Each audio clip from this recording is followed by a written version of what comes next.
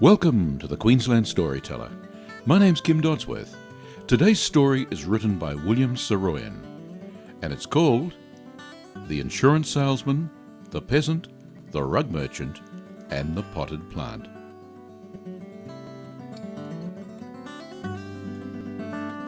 Ashag Gorobakian was a small man who earned his living as a salesman for the New York Life Insurance Company. He worked exclusively among his own people, the Armenians. In 20 years, he often told a new client, "I have sold 300 policies, and so far 200 of my clients have died." He did not utter this remark with sorrow, and it was not intended to be a commentary on the sadness of life. On the contrary, Gorobakian's smile indicated that what he meant by 200 of them dying was simply that these were men who had cheated death of its awful victory and at the same time made a monkey out of the New York Life Insurance Company. All shrewd men, he often told a new client, men like yourself, in all things practical and brilliant.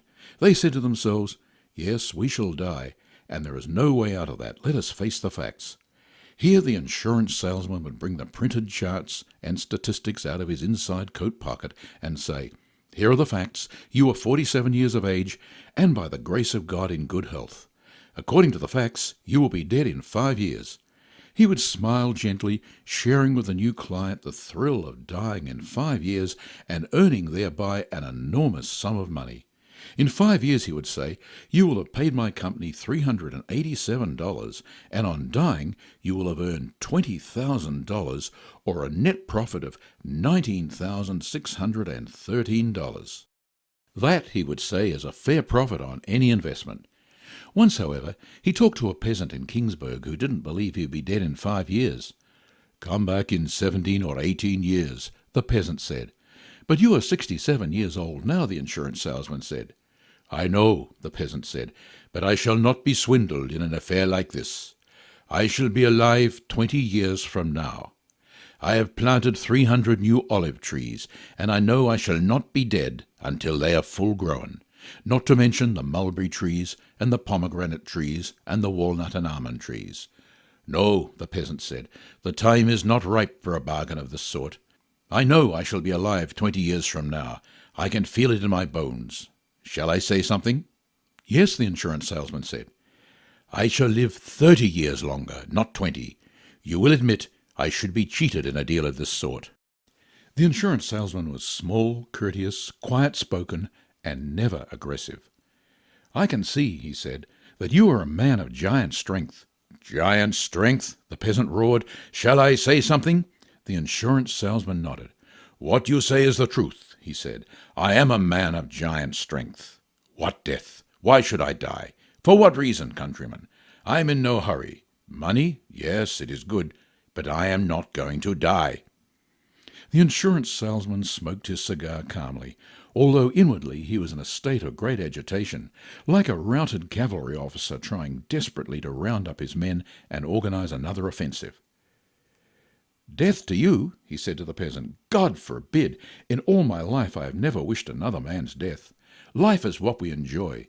The taste of the watermelon in the summer is the thing we cherish." "May I say something?" the peasant interrupted. Again the insurance salesman nodded. "What you say is true," he said. "The thing we cherish is the taste of the watermelon in the summer-time, and bread and cheese and grapes in the cool of the evening, under the trees. Please go on." "I do not wish any man's departure from this warm scene of life," the insurance salesman said. "We must face the facts, however." He shook the documents in his hand. "Our world is a crazy world," he said. "You're a strong man. You enjoy the taste of the watermelon. You are walking in the city. An automobile strikes you, and where are you? You are dead." The peasant frowned. "Ah, yes," he said, "the automobile. In the event that you are killed accidentally, which God forbid," the insurance salesman said, "you will be rewarded doubly." "The confounded automobiles," the peasant said. "I shall be very careful in the streets." "We are all careful," the insurance salesman said, "but what good does it do to us? More people are killed every year in automobile accidents than in 1 year of a great war." "May I say something?" the peasant said. "Say it," the insurance salesman said. "I have half a mind to be protected," the peasant said. "I have half a mind to take out an insurance policy." "That is a wise plan," the insurance salesman said. The peasant purchased a policy and began making payments. 2 years later, he called the insurance salesman to his house and reprimanded him severely, although politely. He complained that although he had spent several $100s, he had not so much as come anywhere near being killed, which he considered very odd. "I do not want the policy any longer," he said. The insurance salesman told the ironic story of another man who gave up his policy after 2 years and 3 weeks later was gored to death by an angry bull. But the peasant was not impressed with the story. "May I say something?" he said. "There is no bull in the world strong enough to gore me. I would break his neck. No, thank you. I do not want to be insured. I have made up my mind not to die, even for a profit. I have had 100 chances of walking in front of an automobile, but always I have stepped back cautiously and allowed it to go by." That was 14 years ago, and the peasant, a man named Hakaminian, is still alive. The insurance salesman, however, preferred people more enlightened than peasants. He himself was a graduate of college. His preference was for men with whom he could talk for hours about other things, and then little by little move in with the insurance speech. He would often drive 200 miles to San Francisco to talk with a dentist who had graduated from college. Once he decided to drive his Buick across the country to Boston. It was a journey of 10 days. Along the way there would be much to see, and in Boston he would visit his sister and her husband and their 11 children. He drove to Boston, visited his sister and her family, and met a rug merchant who was a college graduate. 3 times in 10 days he called at this man's home and carried on pleasant conversations. The man's name was Haratunian, and he was extremely fond of conversation. The insurance salesman found him brilliant on all subjects. But when the subject of life insurance was introduced, he discovered that his friend was, bluntly, in no mood for it, at least not for the present. The time came for the insurance salesman to return to California. Before departing, he was paid a visit by the rug merchant, Haratunian, who was carrying a small potted plant. "My friend," the rug merchant said, "I have a brother in Bakersfield who is near where you live. I have not seen him in 20 years. Will you do me a favor?" "Of course," the insurance salesman said. "Carry this plant to my brother with my greetings," the rug merchant said. "Gladly," the insurance salesman said. "What plant is this?" "I do not know," the rug merchant said, "but the leaf has a wonderful odor. Smell it." The insurance salesman smelled the plant and was disappointed in the smell of the leaf. "It is truly a heavenly smell," he said. The rug merchant gave the insurance salesman the name and address of his brother, and then said, "One more thing. The agricultural department in each state demands that a plant being transported be examined for plant insects. There are none on this plant, but the law is the law. You will have to stop a minute at the agricultural department of each state. A formality." "Oh," the insurance salesman said. His word had been given, however, so he put the plant into his car and made his departure from Boston. He was a very law-abiding man, and the plant caused him quite a little trouble. Very often, even after he had found the agricultural department of each state, the inspector was out of town and wouldn't be back for several days. The result of the whole thing was that the insurance salesman got home in 21 days instead of 10.